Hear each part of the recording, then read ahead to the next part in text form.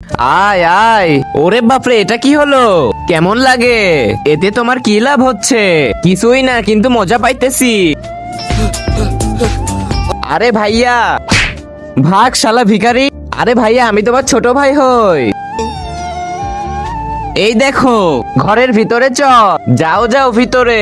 ভাইয়া, রোদে আমি পুড়ে গেছি, জলদি ফ্যান অন করো। ও ভাই, কি মজা লাগছে। আরে এত গরম লাগতেছে। হ্যাঁ, জলদি বন্ধ করো, জলদি বন্ধ করো। এই রোদ থেকে বাঁচতে হলে একমাত্র আমাদের বিজ্ঞানী বাঁচাতে পারবে। আরে ও বিজ্ঞানী, আরে বিজ্ঞানী, এত গরম পড়তেছে আর তুমি সোয়েটার পরে আছো যে? হ্যাঁ, কারণ আমি গরম দূর করার ট্যাবলেট খেয়েছি।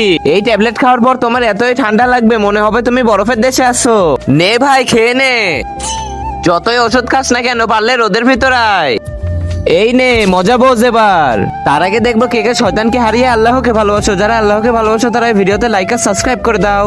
আর যারা শয়তানকে ভালোবাসো তাদেরকে লাইক সাবস্ক্রাইব করার দরকার নেই, আর কমেন্টে আই লাভ আল্লাহ লিখে যাও। আমাদের তো কিছুই হলো না।